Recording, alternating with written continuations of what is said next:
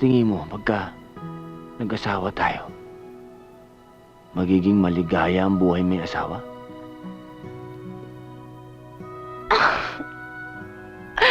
Oo, Manuel!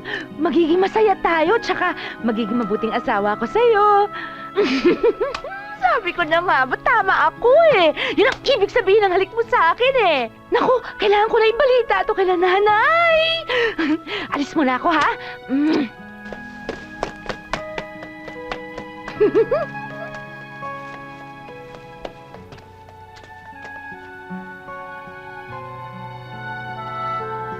Aba!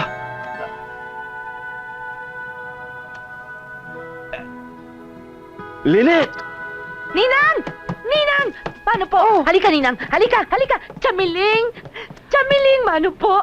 Nay! Ano ba nangyayari sa'yo? Anong nangyayari sa'yo? Ate! A. Hinabol ka ng aso.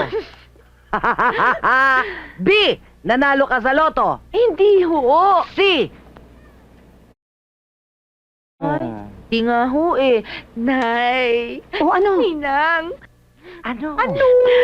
Ikakasal na po ako!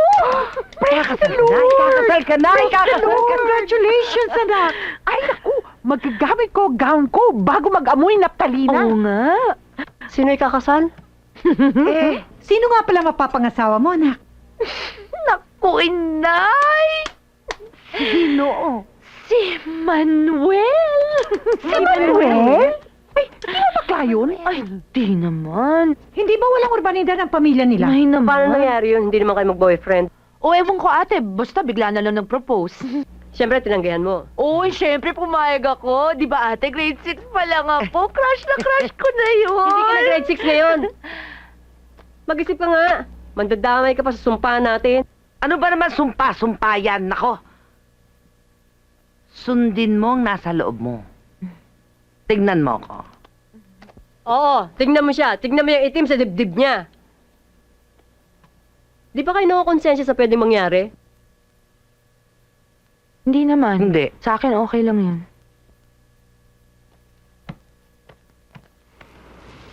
Jessie, Bakit? ang mama mo nagsabi sa akin na nandito ka. Alalang-alala siya sa'yo. Sabi niya sa akin, umuwi ka na raw. Sinabi mo ba sa kanya yung kabastos ang ginawa mo sa akin? Jessie, pinagbayaran ko ng pangyayaring yon. Hanggang ngayon, gulong-gulong utak ko sa pagsisisi. Lagi ka naman nagsisisi, di ba? Nagsisi ka nung nalaman ko yung sulat ng dati mong girlfriend. Nagsisi ka rin nung nabuko ko yung relasyon mo sa dati mong sekretarya. Ngayon, may bago ka naman pagsisisihan. Kawawa ka naman, parati ka na lang nagsisisi. Para kang silang plaka. Jessie, may isip naman ako Alam ko mabigat ang kasalanan ko sa'yo ngayon. Pero unawain mo naman sana. Hindi na mauulit yun. Ayoko magpakasal sa lalaking magulo ang buhay. Kaya nga tayo magpapakasal para pareho natin mapapatino ang buhay natin dalawa.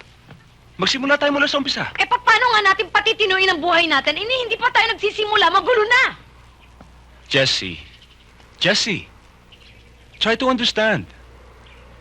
Siguro naman alam mo na hindi naman tayo magkakaroon ng plano magpakasal kung hindi ako handa maging asawa mo. You know what marriage is. It means I'll be your husband for the rest of your life. And what makes you think I want to be your wife right now? Richie, parang ako pa ngayon na may utang na loob na pumayag ka maging asawa ko. Wow, hindi naman yun ang sinasabi ko eh.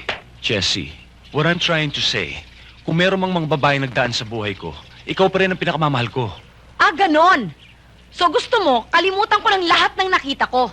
At pumapil ako ng isda habang lahat ng tao naniniwala na malinis ang hangarin mo sa pagpapakasal mo sa akin. Malinis naman ang hangarin ko. Oh, come on, Richie. Why don't you just go fly a kite? Jessie, Why don't you just... Jessie, ano bang gusto mong gawin ko? Para maniwala ka lang sa akin. Wala ka nang dapat gawin dahil kahit naman ano pang gawin mo, hindi na ako maniniwala sa'yo. Paano nakasal natin? Naikalat na mga impitasyon So, worried ka na hindi kasi siputin ang bride mo sa kasal mo. Pwes, bakit hindi ka maghanap ng ibang babaeng mapapangasawa? Total, marami ka namang babae, di ba? Ang hirap mo naman kausapin eh. Bakit ang ibang babae madaling paliwanagan? Dahil iba ako sa mga babae mo. And you're just wasting your time, Richie. Alam mo bang inisip ko rin mabuti kung bakit ko nagawang makipagrelasyon sa iba kahit malapit ang kasal natin? Dahil naisip ko, malaki talaga ang diferensya mo. Kaya hanggang ngayon, hindi pa rin hulog ang loob ko sa'yo eh. You wanna know why? It's because you're conceited. You're egoistic, all you think of is yourself. Hindi ka nakikinig sa sinasabi ng ibang tao. Gusto mo ikaw lagi nasusunod. Akala mo palagi kang tama. Nagkakasundo nga tayo gawin ng isang bagay, pero iba naman pala sa isip mo. Alam mo ba kung ano ibig sabihin nun? Ang ibig sabihin nun, sarili mo lang ang iniisip mo. Humarap ka sa salamin, Jessie. Tingnan mo mabuti sarili mo. Malalaman mo rin totoo sinasabi ko.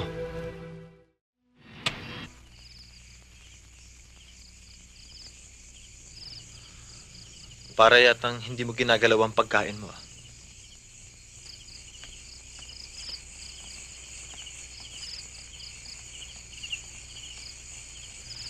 Alam kong galit ka dahil sa nangyari sa asokarera kanina. Kapatid ko yun. Ano mang masakit na salita laban sa kanya, masakit din sa akin. Isa pa, mukhang nahihirapan kang sundin ang pinagkasunduan natin. Let me make this clear. Ang kinukuha ko ay ang parte ko bilang kabayaran mo sa kunwa-kunwari ang setup na ito. Ang kunwa-kunwari ang kasal na pinakikinabangan mo. Na pinakikinabangan mo! Puro ka asyenda! Puro ka pera! Nakakahiyang tanggapin na nagsasama lamang tayo dahil sa pera! Para ano? Sige, tuloy mo! Ang kinukuha ko lang ay ang akin na ninakaw mo!